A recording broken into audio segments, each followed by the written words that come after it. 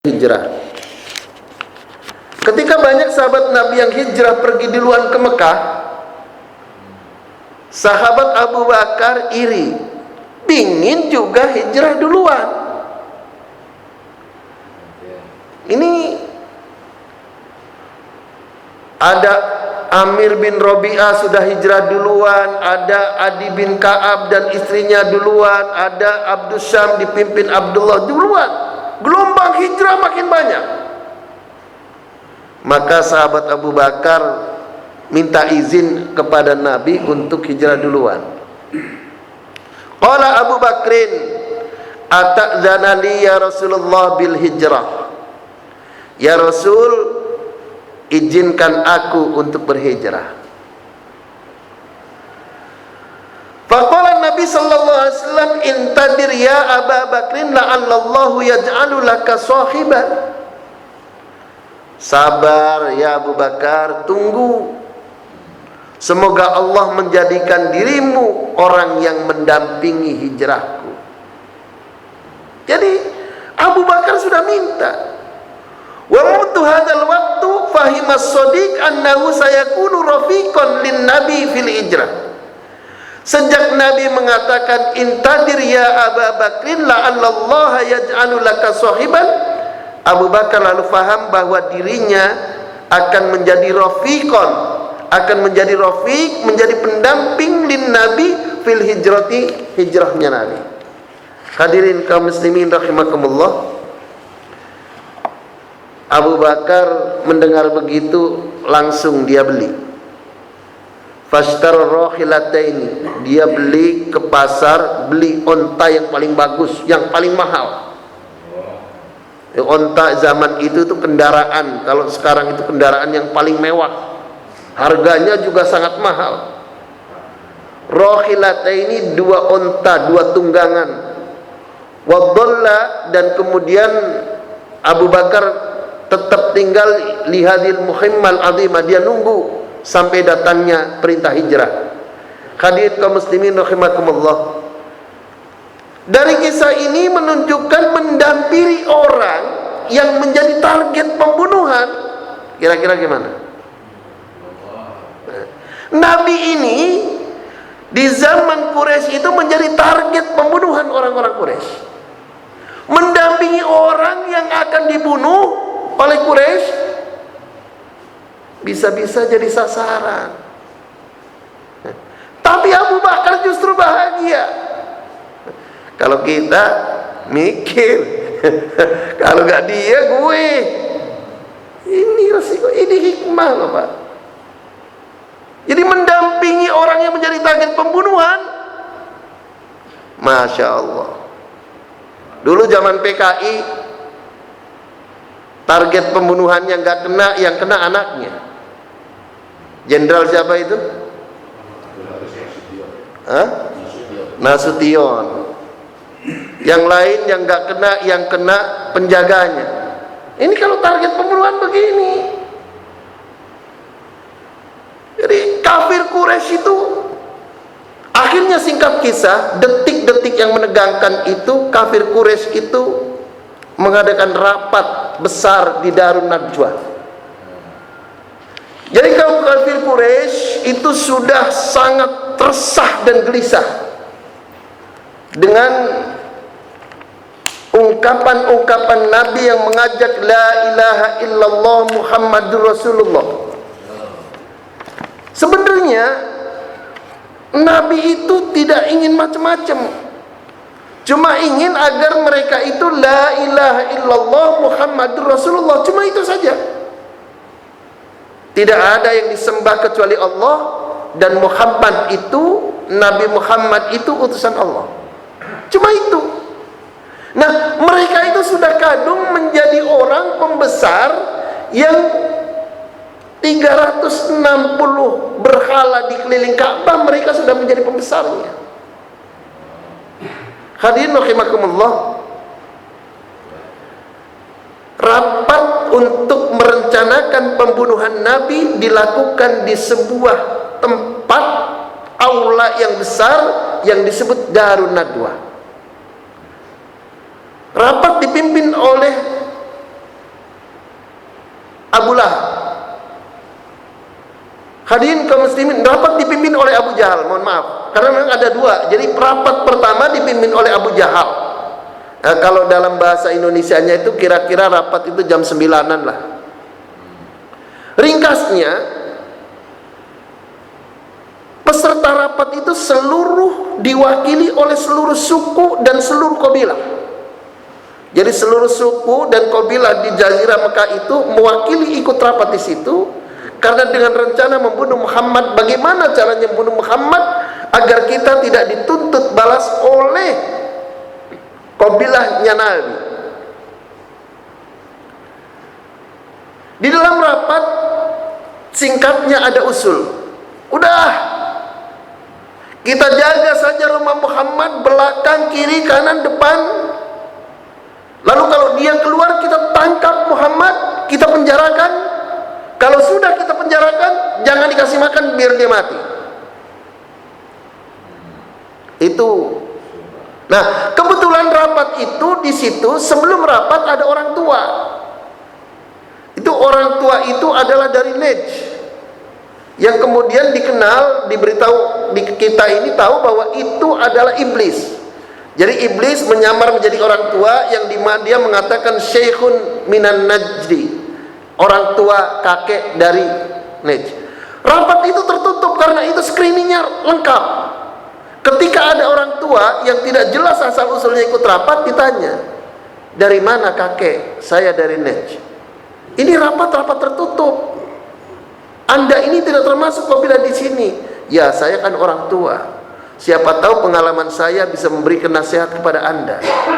Dan saya setuju dengan pemikiran Anda, bagaimana caranya membunuh Muhammad. Saya itu setuju. Nah, mendengar ungkapan dia itu serombongan bahwa dia itu setuju untuk membunuh Muhammad, akhirnya Abu Jahal, Abu Lahab dan lain, oke, kalau gitu dia bukan orang dari Madinah. Kalau dia orang dari Madinah, kita tolak. Tapi karena dia sepemikiran dengan kita, ayo boleh masuk. Nah, begitu Pak. Itu dulu Pak, dulu. Nah, kata si kakek tadi, iblis yang menyamar, jangan. Muhammad itu mulutnya manis dan orangnya itu licin. Kalau dia kita tangkap, kita penjarakan, lalu nanti sahabat-sahabatnya datang, lalu kemudian dia melepaskan, dia loncat, kita gagal membunuh Muhammad. Pendapat yang kedua kemudian begini saja, Muhammad kita ikat di dalam rumahnya, kita ikat, kemudian kalau kita ngasih makan dilempar saja, makanannya dilempar saja. Kalau dia nggak makan, biar dia mati. Oh jangan, itu kalau begitu juga sama. Nanti kalau sahabatnya, keluarganya, kabilahnya menuntut balas, kemudian dia masuk, dia melepaskan, dan Muhammad itu bisa menembus perintahnya, itu bisa menembus keluar walaupun dia berada di dalam sekapan kita. Orang-orang yang ada di luar itu bisa kemudian membebaskan dia. Jangan begitu. Akhirnya kemudian Abu Jahal, pimpinan rapatnya diganti oleh Abu Lahab. Abu Lahab memimpin rapat. Sudah, kita nggak usah banyak bicara. Sekarang bagaimana Muhammad itu kita bunuh? Potong lehernya, pancung kepalanya. Tidak usah banyak rapat lagi. Ayo, kita sepakat apa tidak? Tunggu dulu. Ini caranya gimana? Kita sudah sepakat membunuh Muhammad. Tapi bagaimana caranya supaya ketika Muhammad itu terbunuh, kita bunuh, tapi kita tidak dituntut balas oleh sukunya Muhammad. Hadirin kaum muslimin rahimakumullah. Akhirnya Abu Jahal, begini saja, kita kumpulkan pemuda-pemuda pilihan dari semua kabilah. 50 orang kita kumpulkan, lalu kemudian semua kabilah menuntut, lalu kita latih, kita persenjatai, pilih orang-orang yang tegap, yang betul-betul tegar, lalu kemudian tiap orang dikasih satu pedang, lalu kemudian bersama-sama membunuh Muhammad dengan satu tusukan. Sekali tusukan dengan 50 pedang itu, maka dia akan mati dan dia tidak mungkin bisa akan bangkit. Ketika Muhammad itu nanti menuntut balas dari sukunya, kabilahnya, dia akan menuntut semua kabilah kita, maka ini tidak akan mampu. Setuju? Setuju. Hadirin kaum muslimin rahimakumullah. Disinilah wa makaru wa makarullah. Tatkala sidang di Darun Najwa itu dilakukan, Allah menurunkan wahyu kepada Nabi. Jadi di dalam Al-Quran surat Al-Anfal ayat yang ke-30, Allah menjelaskan wa idh yamkuru bikal ladzina kafaru liyuthbituka aw yaqtuluka aw yukhrijuka wa yamkuruna wa yamkurun Allah wallahu khairul makirin. Jadi Al-Quran itu jelas, Pak.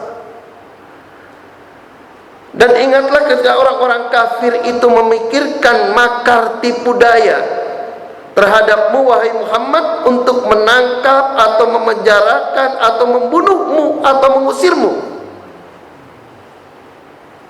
Wa yamkuruna wa yamkurullah, mereka itu membuat tipu daya, wallahu khairul makirin, maka Allah sebaik-baik pembuat tipu daya. Hadirin kaum muslimin rahimakumullah.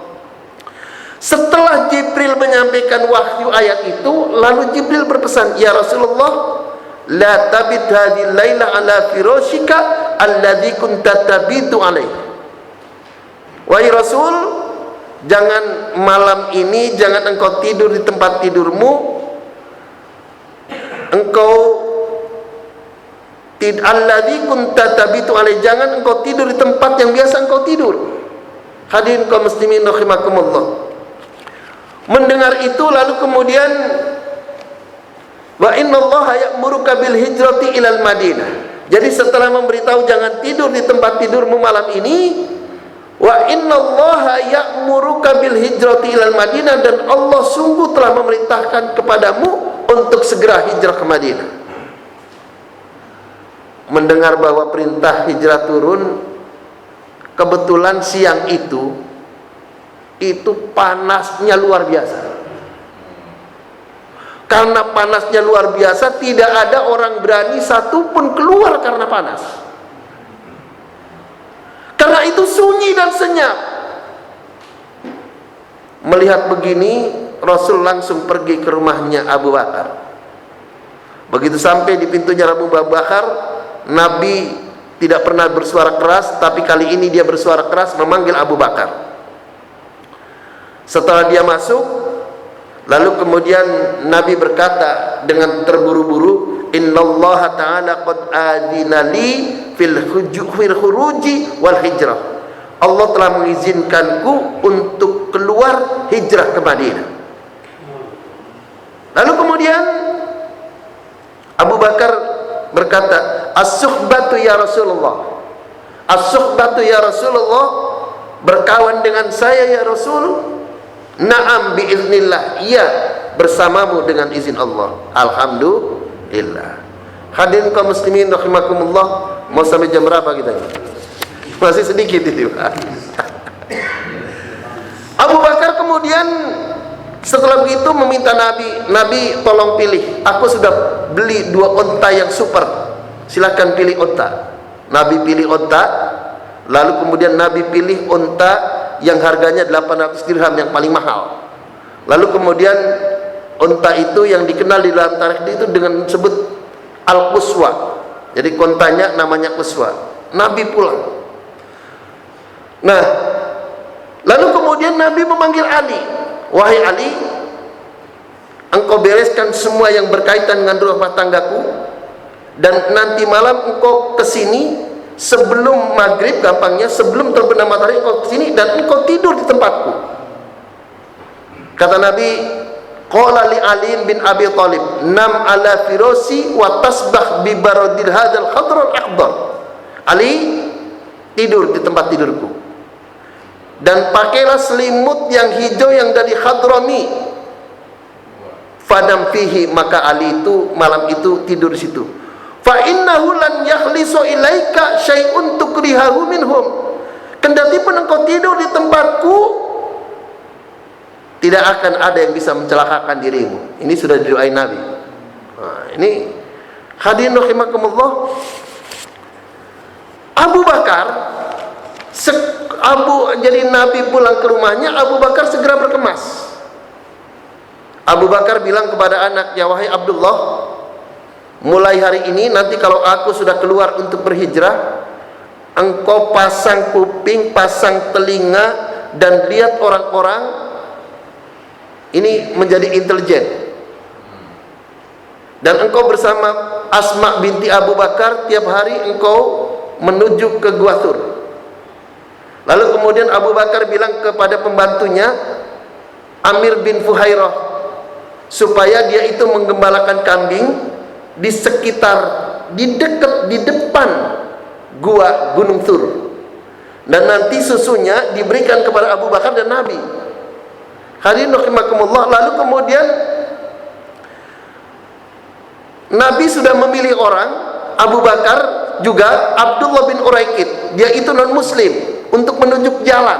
Karena jalan yang akan dilewati oleh Nabi menuju ke Madinah bukan jalan umum, bukan jalan raya kalau dalam bahasa sekarangnya, tapi itu jalan tikus, jalan setapak. Tidak semua orang tahu. Tapi non muslim ini baik. Jadi jangan anggap semua non muslim itu jahat. Non muslim banyak juga yang baik. Buktinya Abdullah bin Uraikid dulu di zaman Nabi dia non muslim, dipakai petunjuk jalan untuk bagaimana dari Mekah menuju ke Madinah dengan jalan tikus yang tidak banyak orang tahu. Hadirin rahimakumullah. Maka kemudian menjelang terbenam matahari, Ali sudah berada di rumah Rasul. Kemudian begitu gelap datang, begitu malam tiba gelap, itu pemuda yang diutus tadi untuk mengepung rumah Nabi, untuk membunuh Nabi malam itu sudah berdatangan. Namanya juga kafir Quraisy, badannya tinggi, tegap. Wah, makannya aja tahu sendiri ya orang Arab. Makannya aja luar biasa, daging, ayam. Kalau makan itu, nih Ustadz Usdiono nih, itu teman saya waktu haji tahun 95, beliau nih, saya nih bersama dia selalu kalau makan itu. Hadirin rahimakumullah, singkatnya dikepung rumah Nabi. Nah, begitu rumah Nabi dikepung, keadaan sunyi makin senyap. Sunyi senyap. Di tengah malam Abu Bakar nyanyi. Maksudnya nyanyi itu ngoceh. Jadi Abu Jahal maksudnya, bukan Abu Jahal di rumah Nabi ngoceh. Muhammad itu menyangka kita mengikuti ajarannya. Kita kalau mengikuti ajarannya nanti akan menjadi penguasa Arab. Nanti kalau kita sudah mati akan hidup kembali dan kita akan masuk surga. Kalau kita masuk surga diberi makan enak, dapat bidadari, dapat wanita-wanita cantik. Ini kurang ajar Abu Jahal. Jadi dulu ngocehnya begitu, itu dulu Pak. Dulu. Ini dulu. Jadi Abu Jahal ngoceh begitu. Jika kita tidak mengikuti ajaran Nabi, maka sesudah kita mati kita akan masuk neraka dan dibakar oleh api neraka. Gitu ngocehnya Abu Bakar. Di depan rumah Nabi, di tengah malam gelap gulita. Akhirnya ejekan Abu Bakar itu dijawab oleh Nabi, tapi dengan suara lirih, tapi nggak kedengaran oleh Abu Jahal. Jadi Abu Jahal, na'am ana aqulu dzalika anta ahaduhum. Betul aku mengatakan begitu. Orang yang mengikuti aku akan masuk surga, orang yang tidak mengikuti aku akan masuk neraka. Anta ahadum, dan engkau salah satu dari mereka yang akan masuk neraka. Rupanya kalimat ini mengandung magnet yang luar biasa. Fakharajan Nabi, setelah Nabi mengucapkan begitu, fakharajan Nabi sallallahu alaihi wasallam fa akhadha hafnatun min turabin fi yadihi. Jadi Nabi keluar mengambil pasir. Orang banyak yang menerjemahkan mengambil pasir. Turab bisa juga debu. Fi yadihi, digenggam di dalam tangannya. Digenggam di tangannya. lalu kemudian wa akhadallahu ala absarihim anhu fala yarawnahu fajala yasnu dzalika turab. Jadi Allah nyirap. Ini Allah. Wa akhadallahu ala absarihim, Allah menjadikan pandangan mereka itu fala yarawnahu, tidak lihat. Matanya melek tapi enggak lihat. Nah, apa itu namanya itu? Jadi matanya melek, mentolong tapi enggak lihat.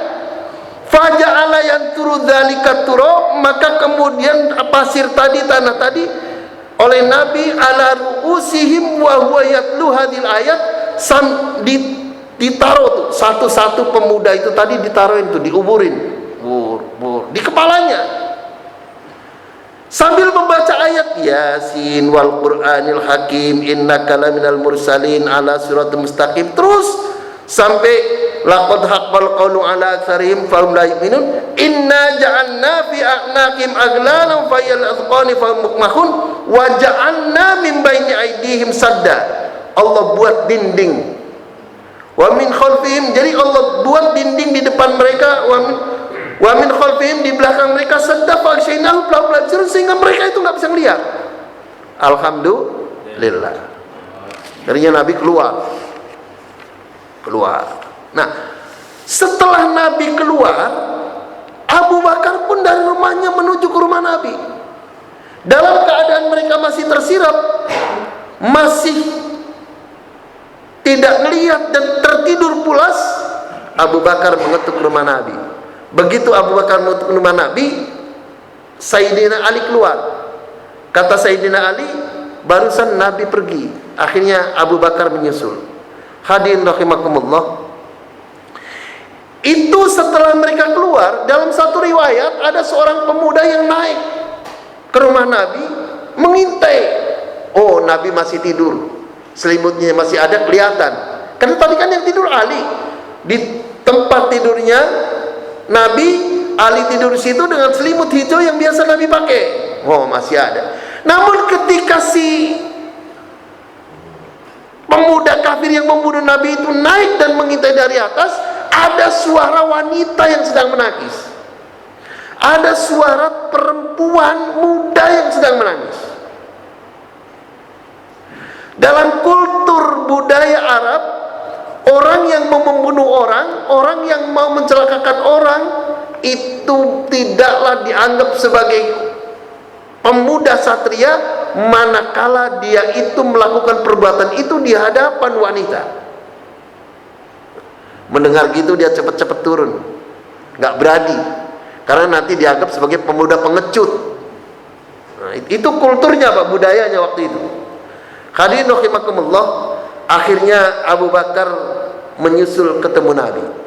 Nah, disinilah dahsyatnya Abu Bakar.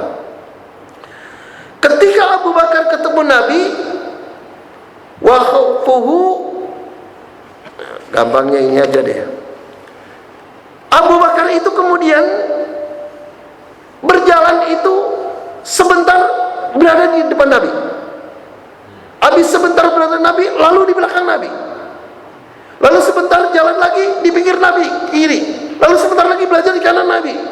Ini jadi kayak apa ini? Kayak kitiran gitu, blok sini, blok sini, blok sini, putar-putar begitu. Akhirnya Nabi bertanya, "Mahadza ya Abu Bakrin?" Apa yang kau lakukan ini? "Ma'arifu hadza min fi'lika." Aku ini nggak ngerti apa yang kamu lakukan ya Abu Bakar nih. Bentar-bentar kau di depan aku, bentar-bentar kau di belakang aku, bentar-bentar kau di samping kiriku, sebentar kau di kananku. Abu Bakar jawab, "Ya Rasulullah, adkurur rasada fa'akunu amamaka."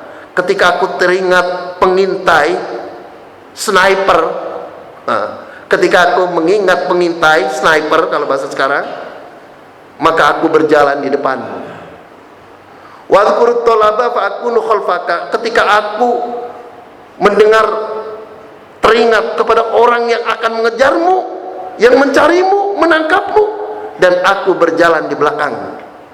Wa marratan an yaminika wa marratan an yasarika. Sesekali aku di kirimu, sekali aku di kananmu. Subhanallah. Abu Bakar begitu. Di Abu Bakar itu pasang badan. Lebih baik yang mati dirinya bukan Nabi. Sebab kalau yang Nabi yang mati, risalah Islam selesai. Tapi kalau aku yang mati, risalah Islam jalan. Begitu Pak, kalau yang namanya santri kepada kiainya. Jangan kiainya dicelakain. Kiainya dicelakain, dilaporin, difitnah. Hadirin rahimakumullah. Begitu sampai di depan Gua Thur, Abu Bakar masuk duluan. Yang namanya gua nggak pernah dimasukin orang, itu banyak binatang buas, banyak binatang liarnya, terutama ular berbisa. Abu Bakar masuk duluan, mau geser-geser batu digeser-geser, yang kecil-kecil bisa dia geser-geser dengan tangan. Akhirnya bajunya Abu Bakar kesenggol batu sana kesenggol, banyak robek-robek. Ada satu batu yang besar, nggak bisa digeser pakai tangan. Akhirnya dipancal begitu, didorong begini, supaya nanti ketika masuk itu bisa berdua sama Nabi. Jadi Abu Bakar berpikir kalau seandainya tergigit binatang ular, biar aku, jangan Nabi. Selesai, maka ketika Abu Bakar mendorong dengan kaki, Abu Bakar digigit sama ular kecil, tapi ularnya berbisa. Abu Bakar diam saja. Rasul masuk. Begitu masuk, karena Rasul udah kecapean berjaga segala macam, lalu kemudian Rasul masuk. Begitu masuk, Abu Bakar begini, lalu Rasul tidur di pangkuannya di sini. Rasul tidur di pangkuan Abu Bakar, nyenyak tidurnya. Ini yang digigit ular berbisa makin membengkak, makin sakit. Makin membengkak, makin sakit. Rasul kemudian tidur pulas, nyenyak. Karena saking sakitnya Abu Bakar tidak kuat menahan, akhirnya air matanya netes ke wajah Nabi. Ketika air mata Abu Bakar netes kepada wajah Nabi, Nabi terbangun. Ada apa ini Abu Bakar? Abu Bakar lalu kemudian karena tidak menahan sakitnya, kenapa engkau menangis wahai Abu Bakar?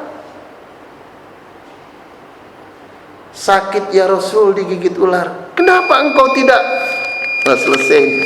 Kenapa engkau tidak bilang kepadaku? Hadirin rahimakumullah. Lalu kemudian Abu Bakar itu kebetulan waktu sudah mulai fajar. Ini pas di waktu sudah mulai fajar. Lalu kemudian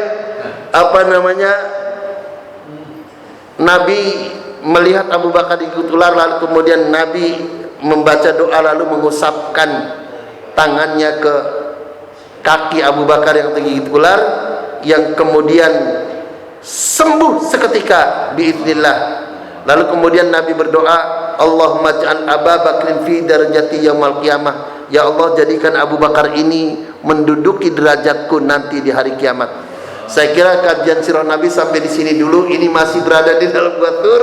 Insya Allah nanti bagaimana keluar dari Gua Thur, bagaimana nanti kiriman-kiriman makanan, berita-berita ketika Nabi itu keluar, lalu kemudian pengejarannya, insya Allah kita lanjutkan di kajian-kajian berikutnya. Insya Allah kita tutup dengan doa, mudah-mudahan Allah selalu mengabulkan apa yang kita minta.